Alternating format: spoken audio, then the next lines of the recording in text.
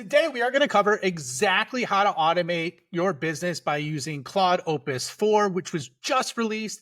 And the most amazing thing about it is there's only 3 steps to do this. One, set up the integrations properly. Two, basically do a time audit and automation audit of your business. And three, even look at capabilities to sound like you, write like you, and talk like you for your email. Okay, for those of you who don't know me, my name is Ryan Staley, and I basically provide AI go-to-market transformation services for companies so that they could scale revenue without adding headcount. Today, like I said, we're going to go over those 3 key areas. This was just dropped. I got inbound texts from different people saying, oh my God, this is amazing. And so I'm going to walk you through this. And I thought this was really critical. Let me start sharing my screen. And what you'll do is you'll basically see as a starting point, first of all, I'm going to show you what the benchmarks are so you have context. Okay.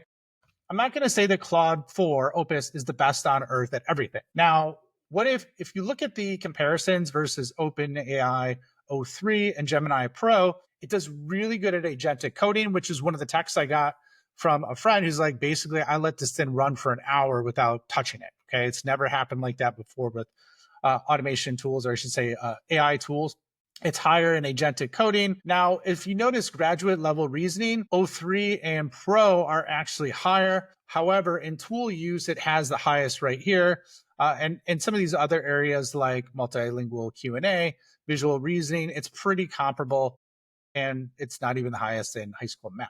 However, that doesn't mean there's not amazing utility. And so what I'm going to do is I'm going to walk you through exactly how to set this up.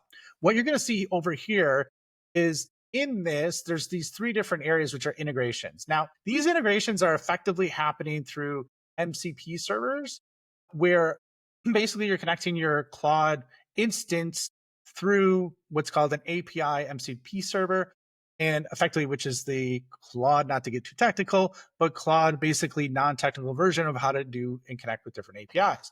Now, what you're going to see here is there's Google Drive, there's Gmail, and then there's Google Calendar.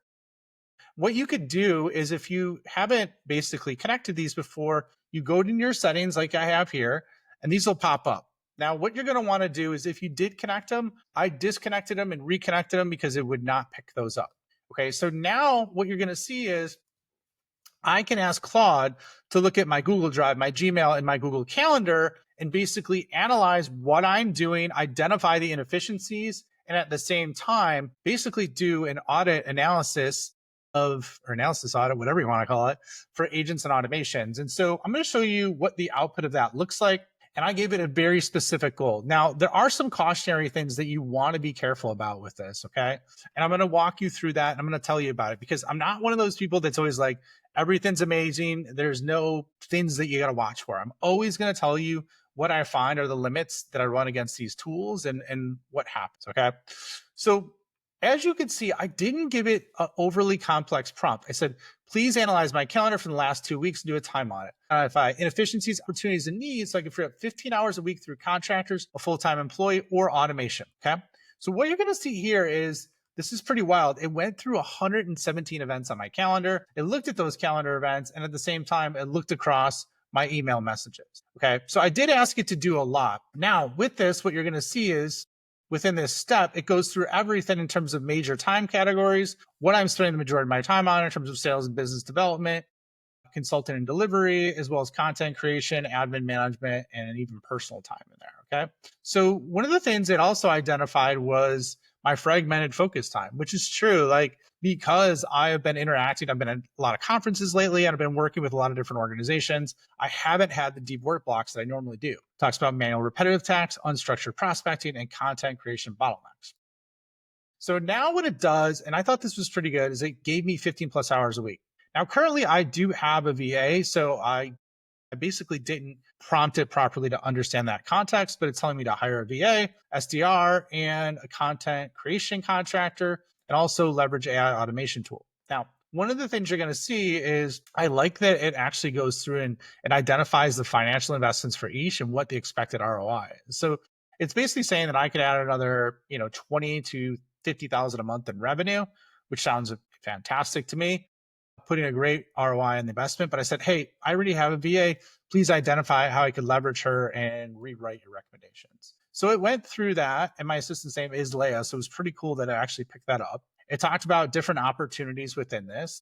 It talks about content, community management, admin time, and then it also talks about the different resources I needed. So basically, it gave a much better version of what I asked it to do the first time because I gave it the appropriate context. So that's one of the things that you have to do is really give it the appropriate context of your exact situation. Otherwise, you're going to look at it and be like, this isn't for me. Okay. So now one of the things that I liked about this that it did really good is it broke it into week by week blocks and integration for me. So what it says is, okay, list everything that you do week one, identify what I could start to offload more. And then it starts. So basically it says leverage my VA first, then build systems and templates, then start to look at automation integration. Okay. And within this, it starts to talk about what I could have my VA do immediately, what I can hire an SDR for, and other areas that you could see.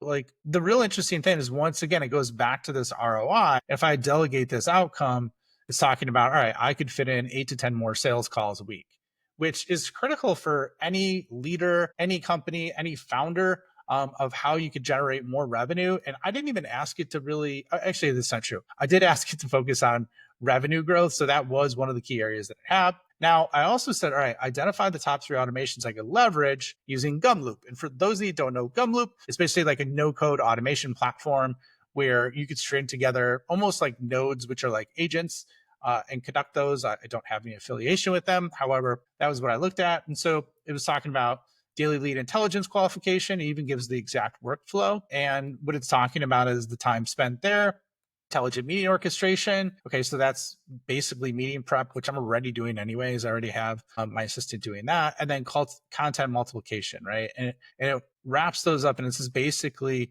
what it's going to start to do is like implementation strategy. It goes week 1, week 2, week 3. And then it's talking about additional opportunities. Like I participate in Gartner and Pavilion. I'm a community member, so I answer that. Also looking at like the AI training that I'm conducting for different organizations. And it talks about the ROI calculation. So it's basically saying for $100 and $200 a month, I get a 200x ROI. All right. So I thought this was pretty darn comprehensive. Like you said, I didn't spend massive amounts of time. Literally, it probably took, with the thinking time and going back and prompting, probably took about maybe 15 minutes to do this. And this is based on the real context. Now, one of the things I will say for you as an example is like, there are some variables that it did not factor in. And if I would have worked with it more specifically that were outside of my calendar, I could have identified that. The other thing too is I've been going to conferences, like I said, so I have a little bit of an anomaly in my schedule in terms of what I'm spending time on versus a normal area. However, what you could see is no matter who you are, what you do, you connect that integration, like I told you, step 1. Step 2, you look for the automations and it gives you an exact plan. And now what I'm going to do is give you step 3, which is basically how can you start to automate and streamline your emails? Everybody that I know really hates the massive time dump that you're taking in terms of emails. So I thought this was really good to look at because I actually tested this off of Google as well with Gemini because I have the alpha version of Gemini in Workspace. So I'm like, all right, Google is where my calendar is anyways. Why can't I just ask Gemini to do it? And Gemini would not be able to read my calendar. So a little confusing to me on why I couldn't do that. Now let me go back and share my screen and I could show you the other example on what I did, okay? So this area talks about review my emails, determine my style, writing style and tone of voice, save it into your memory as Ryan style so that it understands how I communicate. And I said, review my most recent 20 emails. You might have wanted done 10. Basically, pick the most important urgent based on my goals of reducing individual time spent, as well as leading people in their business to thrive in the AI age, right? So what you're going to see is it went through this, it went through the emails and analyzed this. Now, what's interesting is it did do the Ryan style analysis, right? Where how I am direct and efficient, numbered lists, action oriented, casual but professional. Like these all describe. Now, it's funny because like I got some marketing emails that came across from Ali Myron and Chris Penn. So like I would not say that those are my most critical emails. So what I said is I'm like, can you please reanalyze? You have identified marketing nurture emails sent to me that are I don't need to respond to. So the thing about it was it did go back through and like I had a podcast sponsorship opportunity. I had another meeting, a couple other meetings with folks that were on my calendar. So basically, there's other areas within here that I thought were really strong with it. And once again, it rewrote my overall style for responses. And so now the good thing about it is I could use this for any kind of email, pop it in there. I could put this in a GPT. I could leverage this as an assistant in Claude, you name it. But now what it's going to do is have those details specifically within here and identify how I could do this. To kind of wrap things up, I mean, I guess we're entering a new frontier where these models are starting to become directly connected to the real place in which we work. And that's why I thought originally Microsoft Copilot would have a massive advantage over everybody in the enterprise space, which means basically it's connected to all the Microsoft Office capabilities, all the docs within OneDrive. However, what I'm seeing with Claude right now is it's further ahead because it's connecting with the Google Workspace area, and it's doing it much tighter than Gemini at this point, right? So that was one of the things that surprised me. However, one thing you have to be careful of.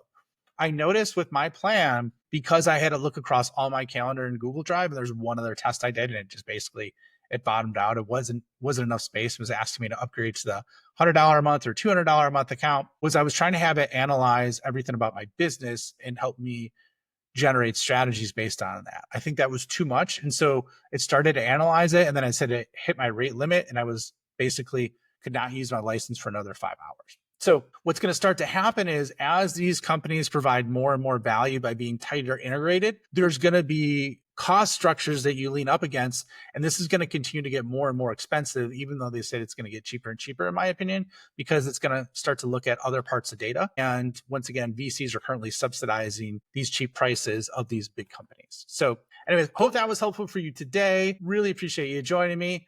And I look forward to seeing you all on the next video.